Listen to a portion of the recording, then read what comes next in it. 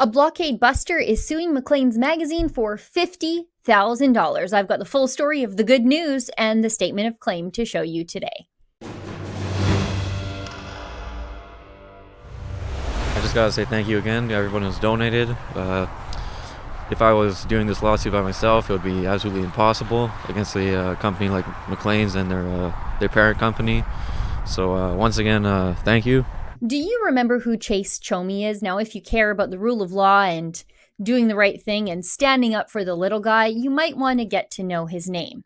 You see, when some radical environmentalists blocked a rail line west of Edmonton to protest the Coastal GasLink pipeline being built in northern British Columbia, the way radicals had done dozens of times in other provinces across the country, holding the nation's railroads and all that moves on them hostage, Chase Chomey, an out-of-work Class 1 driver, went down there to take the blockade apart and get Alberta moving again. Now, Chase did it calmly and politely with the help of a couple of other guys that he didn't know, but who had the same idea as him, to act when the police refused to. Because Chase and a few other guys like Guy Simpson and Zachary Lamoureux, that rail blockade, it didn't even last till 3 p.m. on the first day. And another one has never popped up in Alberta. Those normal guys sent a message that Alberta won't tolerate people who break our laws, trespass, and blackmail the country for their own selfish ends. Now, I tracked down those guys earlier in February, and I gave them each a case of beer on behalf of us at Rebel News and a grateful nation. It was really the least we could do to say thanks to these modest guys who don't seem like they care for the fanfare all that much anyway. But while we were all grateful, Maclean's magazine wrote a hit piece about those who dared take down the Edmonton blockade. Here's an archived version of a tweet that the author of that hit piece article, Shannon Gormley, sent out to promote her story. My latest for Maclean's on how white supremacist vigilantes may surface around Canada's pipeline blockade. Oh, so guys like Chase, who clear garbage off the tracks, they're going to inspire white supremacists all across the country? And do you see that? Maclean's used a picture of Chase in his highly identifiable red hat in their article about white supremacy. Now, I know Chase. He's no racist. You know who doesn't know Chase but didn't bother to reach out to him before they made him the face of white supremacy in Canada and then blasted that accusation as far and as wide as they possibly could? Shannon Gormley and Maclean's magazine, that's who. So we reached out to Chase. Chase stood up for Canada, and we wanted to stand up for him. We asked you to help us hire a lawyer to help Chase sue Maclean's for the damage they did to his reputation. A regular guy might not know how to fight back against the likes of Maclean's, but we do, and we wanted to help. And so you stepped up. We started raising money to get Chase a lawyer at a special website, cleartheblockades.com. And let me be clear, we're just helping raise the money and connecting Chase with a really great legal team, and whatever money Chase gets for what Maclean's did to him is his to do with what he sees fit, because Maclean's did this to him. And I am proud to announce that Maclean's parent company, St. Joseph Print Group, and Shannon Gormley have been officially served with Chase's lawsuit against them. Just look at this. The plaintiff, Chase Chomey, or Chomey, claims against the defendants jointly and severally for the following. A, damages in the amount of $50,000 comprised of general, special, and aggravated damages. The plaintiff, Chomey, is an individual residing in Edmonton, Alberta.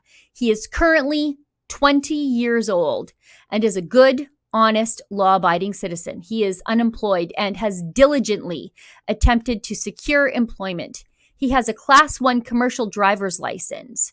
In or around February 2020, a blockade was set up on a CN rail line in Edmonton in support of Wet'suwet'en hereditary chiefs who opposed a natural gas pipeline in British Columbia.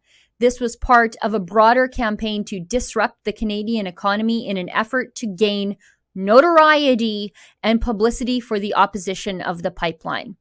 On or about February 19th, 2020, Chomey and others dismantled a piece of the blockade set up by the supporters of the Wet'suwet'en hereditary chiefs at a rail line west of Edmonton.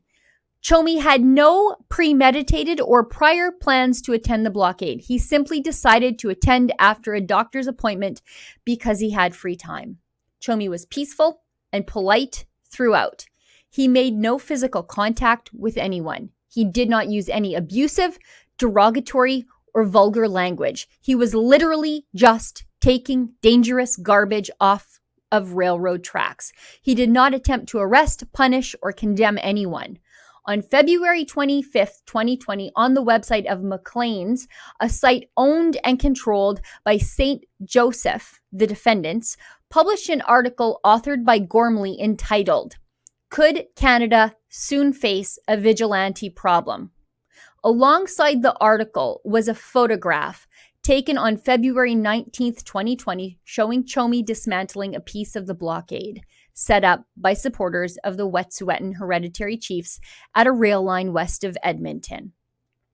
The photograph clearly shows Chomey's face, and he is easily identifiable. On February 25th, 2020, the defendants also published a link to the article, including its headline, accompanied by the photograph on the Maclean's Facebook page at the following URLs. And then they go on to list the Facebook URLs here. The defendants included the following text. Shannon Gormley, researchers in Europe have identified the conditions in which far-right vigilantes emerge. Canada ticks a lot of the boxes. Particulars of the defamatory content include pairing the photograph with the following text. But as Canada copes with a rail system shut down by Indigenous protesters, it faces a heightened risk that a band of racist bully boys will designate themselves the nation's hall monitors of vital infrastructure. The researchers identified these conditions in vigilantism against migrants and minorities last year, with the blockades already exciting violent fantasies on far-right online chat boards. It seems wise to consider how they might apply to Canada now. Both protesters and far-right vigilantes may have taken the law into their own hands, but come on. The threat posed by white supremacist vigilantism is orders of magnitude worse. Across vastly more regions, vigilantes have hurt vastly more people and targeted vastly more vulnerable communities in a vastly more brutal manner. The defamatory postings, in their natural and ordinary meaning, both literally and implied, and or through innuendo, mean the following.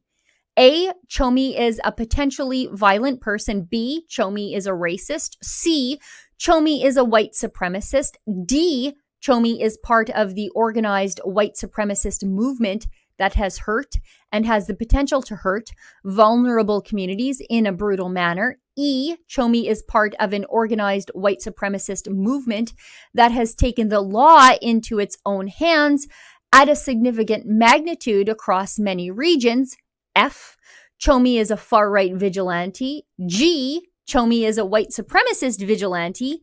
H, Chomey is a bully. I, Chomey is a threat to Canadian society. J, Canada should prepare to confront a surge of white supremacist vigilantes like Chomey.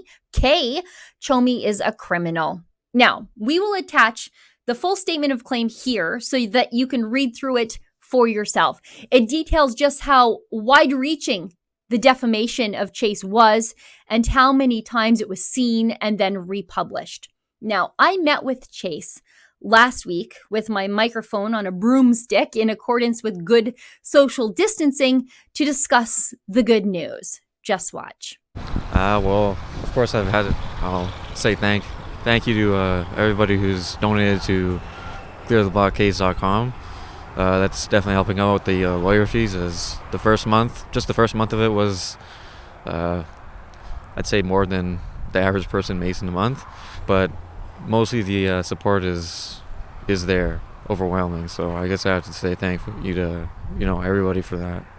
You cleared the blockade that day. You did something that nobody else in the country was willing to do. And I think you sort of started a movement, and I think you changed the narrative of the blockade movement. The people who were blocking the tracks in a way that they never could recover from. Yeah, I wouldn't say it's all me, of course. It's not even 25% just me. I gotta thank Guy Simpson for taking the initiative and to even start removing the stuff, and all the other guys who helped. Chase, thank you again for standing up for the rule of law, and we're definitely going to keep helping you fight back, because today it's your reputation, but maybe our fight with you will stop more good people's reputation from being besmirched in the mainstream media. Yeah, I just gotta say thank you again to everyone who's donated. If I was doing this lawsuit by myself, it would be absolutely impossible against a company like Maclean's and their parent company. So once again, thank you, and thank you to the Rebel as well. Now, I hope it comes through to you at home the way it does to me in person, that Chase is just a good guy who wants to do the right thing by his province and by his country. And shame on Maclean's magazine for doing their best to ruin a decent guy's reputation just because they could, and just because it fit their strange anti-Alberta, anti-normal person agenda. Now, at Rebel News, we are going to continue to fight for Chase and to help him with his legal bills. And really, his legal bills are just beginning. Now, if you want to help Chase, you can still do that at that special website we set up to fundraise for him at cleartheblockades.com. And maybe Maclean's, and by proxy, every other mainstream media outlet that thinks that they can just lie and libel anyone they feel like with impunity will learn something here. It's time to think twice before using their mainstream media bully pulpit and Trudeau bailout dollars to go after the little guy. For Rebel News, I'm Sheila Gunn Reid. To see my prior reports, to read the legal documents, and to help Chase Chomey fight to regain his damaged reputation, a reputation that was damaged at the hands of Maclean's and journalist Shannon Gormley, please go to cleartheblockades.com.